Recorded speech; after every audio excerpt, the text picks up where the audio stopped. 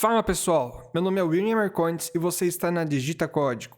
Bom, aqui a gente fala de programação e hoje nós iremos falar sobre JavaScript. Em 2015 saiu o S6 e ele conseguiu modernizar bastante a linguagem de JavaScript. Acontece que isso já faz um bom tempo, 2015, mas será que você já está usando esses novos recursos ou você ainda continua produzindo software antigo e legado para a comunidade?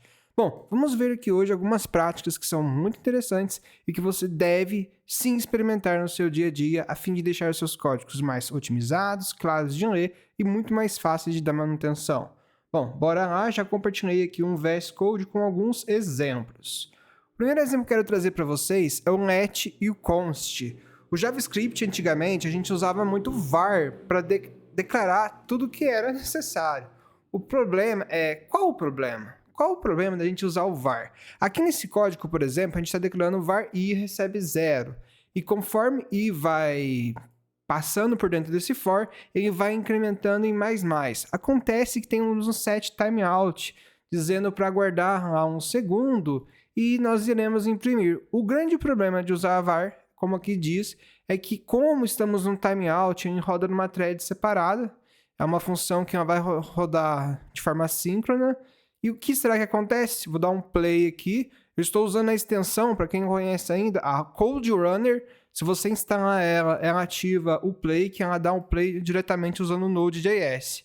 E lá, quando eu imprimir agora, ela automaticamente vai mostrar que só sai 3. Esse era o grande problema do var, ele tinha um escopo global. E como que a gente corrige isso? O JavaScript trouxe a capacidade de a gente declarar agora usando um let. Um let, ele define que esse conteúdo, essa variável i, ela pertence a esse for e não fora dele.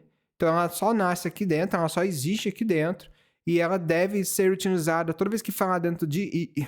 Falei i, referencia a este i aqui, não a outro i qualquer. Então quando eu rodo esse mesmo código aqui agora, trocando de var para i, a gente percebe que o código volta a funcionar. Deixa de imprimir 333 e passa a ser 0, 1 e 2. Olha como que interessante. Bom, quando a gente fala de constantes, seria a capacidade de a gente declarar fora do nosso conteúdo uma constante, aí sim a gente declara que ela vai ser global. Então, se eu colocar aqui x equivale a William, quando eu for imprimir o x no meu código, ele vai funcionar também, e aí vai ser sempre aquele x global que eu declarei lá em cima, constante. Lembrando que constantes a gente não altera, então a gente vai usar constantes quando a gente não quer alterar. Diferente disso, a gente vai usar sempre o nosso let. Quando vamos usar o var, por favor, não use o var se você não quiser ser variado. Arrow Functions, eu gosto muito das Arrow Functions. O que a Arrow Function trouxe de novidade para a gente? Bom, aqui é uma função tradicional que a gente pode declarar, vou chamar ela aqui. Então, sum, eu vou somar dois números, 5,5, o exemplo mais claro, uma calculadora, né? Bom, vamos somar esses dois números, vamos colocar dentro de um console.log, a resposta de 5 mais 5, que eu espero que seja 10, e é 10. Acontece que com as Arrow Functions, a gente consegue declarar isso aqui de algumas formas diferentes. A primeira, a gente não precisa mais pôr a palavra function. A gente vai usar a Arrow Function, que ela vem da função seta, né? Então, em vez de a gente colocar o function aqui, a gente vai colocar aqui uma flechinha do lado direito. E essa flecha, essa arrow function, ela serve justamente para indicar que esse bloco será executado com esses parâmetros. O que mais a gente pode fazer? A arrow function, vou mostrar que continua funcionando, então eu vou dar um clear aqui. E um play. Continua funcionando, 10. O que a gente pode fazer também é remover esses parênteses. Como tem uma linha só, a gente pode abstrair esse retorno. Toda arrow function com uma linha só, você pode abstrair colocando A mais B e automaticamente esse será o retorno. Agora a gente pode rodar. Continua funcionando. E existe até outras evoluções. É que, por exemplo, aqui a gente tem dois parâmetros. Mas quando a gente tivesse um parâmetro só, por exemplo, eu quero somar o A mais 10. Passa um valor, eu quero somar com mais 10. Então eu vou fazer, aliás, nem precisaria colocar aqui, né? Um valor só, né? Então eu quero somar um A com 10. Eu vou chamar essa aqui de a minha sum 10. Então quando eu chamar aqui a minha sum 10, passando um valor só, Vai somar e, consequentemente, vai ser 15. Como é um parâmetro só, você, inclusive, pode abstrair os parênteses dessa chamada e deixar desse jeito. Olha só, então a gente transformou... Vou até caçar o método original aqui. Foi só um exemplo. Esse aqui é o S6, no caso. Então a gente transforma métodos que poderiam ter suscetíveis a várias linhas a uma linha só, bem mais simples e organizado. Será que não? Bom, agora o próximo é a coalescência nula. Bom, antes, o que eu tinha que fazer? Aqui, por exemplo, eu declarei um nome, uma função obter nome, e eu vou chamar ela. Só que se eu passasse aspas vazias, ela ia entrar aqui dentro e ia aplicar a tabela booleana entre aspas vazias e aspas preenchidas. O nosso esperado é aspas vazias, mas ele retornava o nome padrão. O JavaScript tem esse conceito que aspas vazias para ele uma hora pode ser falso, com isso ele retorna o nome padrão. Um pouco confuso, né? O zero também é. Se a gente passa zero, a gente espera que retorne zero, mas ele também retornaria o nome padrão, porque tem hora que ele vai achar que o zero é falso. Se passasse null, no caso null, o esperado é que o nome padrão, sim, a gente espera que ele receba o nome padrão, e ele vai retornar o nome padrão. O null é o único que funcionava.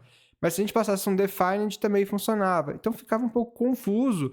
E até a forma de declarar isso aqui, a gente ficava um pouco na dúvida. Com o S6, agora a gente pode usar o operador de coalescência nula, que fica bem direto ao ponto.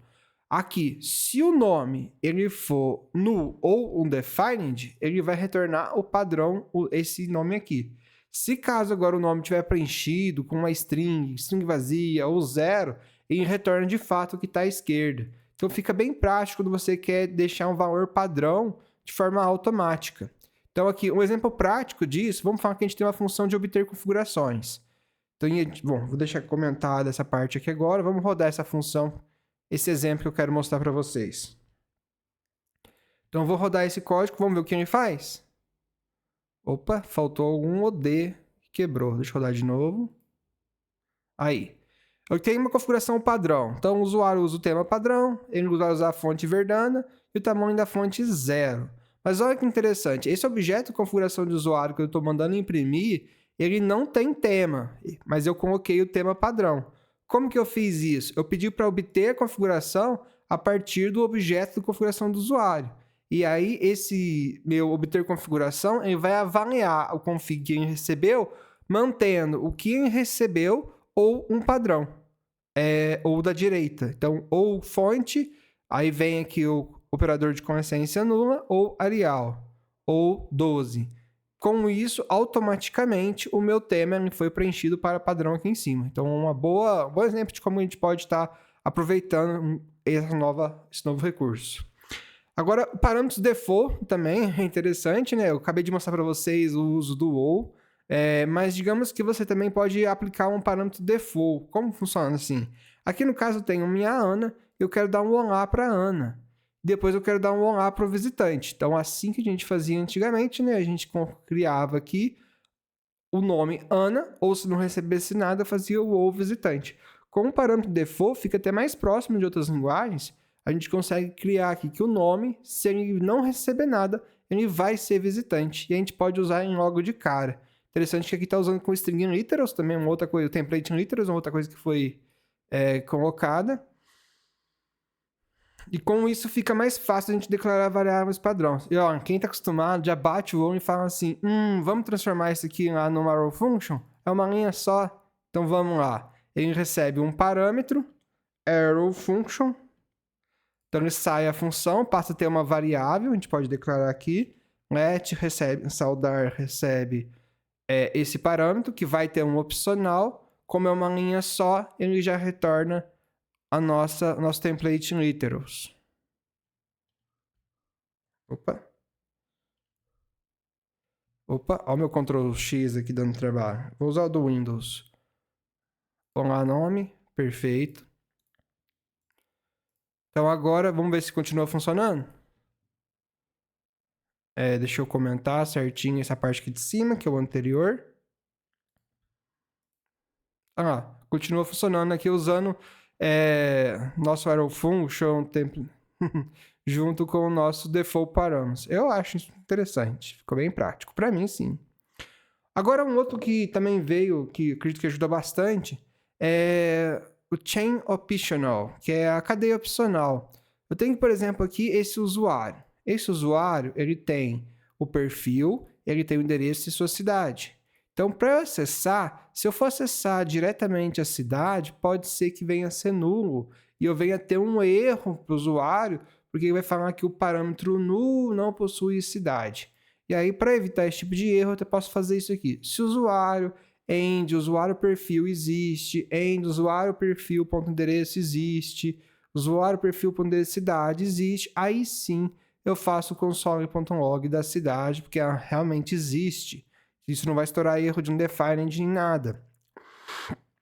Porém, existe um jeito mais prático, bem mais prático de fazer isso. Isso aqui é para prevenir o erro.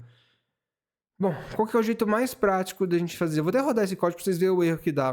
Retorna null. Então, para a gente prevenir esse tipo de situação, a gente pode usar, então, o optional chain. Então, aqui na hora de declarar a cidade, a gente declara o nosso objeto da mesma forma, só que na hora de usar, em vez de a gente fazer todo esse texto longo, a gente pode pegar só o final. Olha que prático, gente. Só esse final aqui. E aplicando agora o nosso chain operator a interrogação.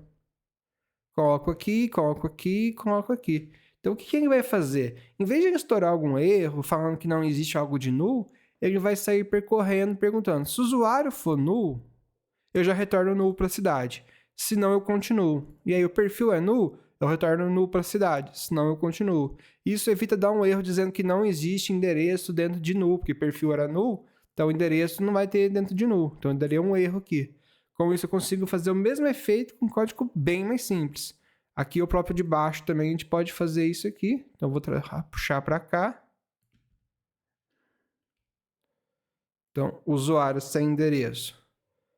Aí eu pergunto, perfil, endereço, cidade. Quando eu rodar aqui agora, continua funcionando da mesma forma, só que, porém, muito mais clean o código. Olha que interessante, o que aconteceria se eu acessasse sem perguntar? Vamos acessar sem perguntar? Ele dá o erro. Eu não posso ler cidade de nulo. Então, ou eu coloco aqui um monte de end que eu mostrei mais cedo, ou eu venho aqui e simplesmente coloco esse operador. Olha que praticidade, né, gente? Bom, agora vamos falar dos destructure. Destruct, muita gente ama isso aqui. Eu deveria usar mais do que o normal. Eu esqueço de usar ele, mas ele é muito bom. Então, muito bom mesmo. Eu tenho, por exemplo, aqui um array. E eu preciso desestruturar ele. Eu preciso guardar ele em variáveis menores. Eu vou guardar o 1 em A, o B. Então, aqui a posição 0 vai ser em A e a posição 1 em B. Beleza, consigo fazer isso. Isso é o que o S5 sempre ofereceu. E um objeto também. Se eu quero gravar o nome numa variável... Aqui, o sysvar aqui até me assusta de ver eles. Então, a primeira coisa que o S5 não deveria ter mais é o let. É o var, quer dizer. Troca o var para um let. Bom, agora como é S6, olha como ficou tudo mais prático. Você pode passar dentro desse array um array A e B, que não foi declarado ainda, está sendo declarado agora, e ele recebe tudo isso. E automaticamente ele vai atribuir o 1 a A e o 2 a B. Agora, nesse mesmo exemplo aqui, ele consegue desestruturar a fim de colocar o nome dentro de uma variável nome e a idade dentro de uma variável age. Olha que praticidade isso aqui, o tanto que economiza de código. Isso pode ser usado até em escopo de declaração de função, recebe parâmetro. Agora vamos falar dos spread operators. O que é os spread operators? Vamos falar que a gente aprendeu agora a desestruturar, mas agora eu quero combinar um array. Quero somar dois arrays. Então, antigamente, para a gente fazer isso, a gente tinha que usar o object assign para assinar um novo objeto, onde a gente declarava um objeto vazio e depois duas entradas, que seriam qual ele deveria inserir nesse novo objeto vazio. E assim a gente teria o nosso array combinado. Agora, com o S6, a gente pode usar os spread operators, que são esses 3 pontos aqui. Então, a gente cria um novo array combinado, simplesmente declarando, colocando os 3 pontos em objeto 1 e os 3 pontos no objeto 2. Isso vai fazer com que ele saiba que é uma cópia que você deseja e que você quer pegar o conteúdo desses elementos para usar para alguma coisa logo de cara, que é, no caso, gerar um novo combinado. Isso, como eu falei, cópia, né, também é interessante a gente para simplesmente fazer uma cópia de um array. Antes a gente tinha que criar um novo objeto e passar o objeto original para fazer uma cópia de um array. O que é cópia? Ah, William, não era só eu fazer cópia, receber o objeto original? Não, porque aí você está fazendo uma cópia por referência, como se fosse um atalho. Quem nunca copiou um atalho de um jogo para área de trabalho, depois copiou esse atalho para um CD, para um disquete, para um pendrive, foi jogar na casa de alguém e o jogo não funcionava porque era só um atalho. Então você nem sempre vai querer um atalho de um array, sim uma cópia física, uma cópia onde você possa manipular, que tem uma referência diferente. Então, para isso, o S6 ajudou com os spread operators. Basta você redeclarar o seu array, colocando dentro de chaves e aplicando os 3 pontos. Deixa eu comentar essa parte, quero te mostrar essa parte para vocês. Aplicando os 3 pontos no objeto original. Você usa? Deixa nos comentários aí. Olha, essas dicas já mereciam um like, hein? Você não deu um like, você não segue o canal. Agora eu vou falar de for off e você ainda não segue o canal. Bom, o que a gente tem aqui? O for off, ele veio... Eu chamo de farofa. O for off, ele veio para ajudar a substituir o for each. O for each é tão bom quanto o for off, só que já foi feito alguns estudos que o for off pode ser até 25%, 30%, essa média, até mais rápido que o for each. Então ele conseguiu ser mais rápido. Aqui eu tenho o for tradicional, onde eu vou percorrer dentro de array, item a item, onde eu vou colocar aqui, ó, esse i, cada um é uma interação, esse i representa um item. Eu vou fazer um push nesse array, eu vou carregar esse array. Com o for off, eu consigo fazer essa mesma coisa declarando um array novo. Então, eu vou criar aqui o const array, o array novo. Eu consigo fazer, só que agora eu vou usar o for let i of itens. Então, para mim, fica bem mais prático. Essa parte aqui eu vou manter igual. Deixa eu comentar essa aqui. Eu vou fechar depois. Aí, aqui dentro vem o for off. For off. Mas como assim for off? Um let i, que eu vou declarar, ele é o off de itens da coleção. Agora, tudo que eu fizer aqui dentro, eu estou fazendo com o meu i. Então, eu posso fazer esse array push nesse formato. Deixa eu formatar esse código. Ctrl P, formatar o documento. Aí. Então agora ficou um jeito prático de você conseguir fazer o mesmo for. Eu gosto do for, eu gosto de ver a palavra for, assim, entender que eu estou manipulando um i para fazer esse tipo de jogada. Então eu gosto disso, me ajuda bastante. E inclusive você poderia estar declarando até numa linha só, se caso você quisesse. Se você é uma pessoa que gosta de linha só, tudo bem. Eu particularmente acho que esse eu preferia em 2 linhas. Bom, agora a orientação a objetos, né? A gente veio com as classes agora. Quem achava que só em TypeScript dava para criar classes, está errado. S6, a gente consegue vir aqui e criar uma classe pessoa, criar o construtor de uma pessoa, criar um método de uma pessoa, para a gente ter toda a experiência de orientação a objetos usando JavaScript. Então aqui eu declarei uma pessoa, criei mesmo usando o construtor Ana. Criei a Ana, o nome dela, a idade. Poderia ser opcional algum valor aqui, sem problema nenhum. E fiz o console.log, imprimindo a saudação, o método do objeto Ana. Então, perfeito. JavaScript também tem orientação a objeto. E eu sei que muita gente esquece disso e faz sem. E o template literals, que eu já até mostrei no canal em algum vídeo anterior. Você pode ir lá conferir. O template literals é uma magia muito boa, né? Você consegue declarar textos sem criar tantas concatenações, igual fazia antes, mais e mais e mais, tudo para aquele lado. Simplesmente abre aqui a crase, esse acento craseado, né? E declara com $. E é muito bom que até colore, né? Os editores estão colorindo agora, fica bem chamativo de você ver que isso é uma variável. E aí, com isso, você consegue interpolar mesmo variáveis dentro da sua string. Essas foram as 10 dicas do S6 que você já deveria estar praticando. Talvez você já até nasceu nesse universo quando começou a programar e por isso é natural, mas tem muita gente que pega código antigo e esquece que dá para reescrever, dá para facilitar. Bom, deixa aí nos comentários, gente, se você usa algum outro, qual que você gosta mais, qual que você não admite de ficar sem usar, e fico muito feliz com a participação de vocês aqui no canal. Então, por favor, vão lá seguir. Novos conteúdos estão surgindo, sempre trazendo essas novidades, essas dicas. Deixa um like também e vamos para frente. Então, bora lá.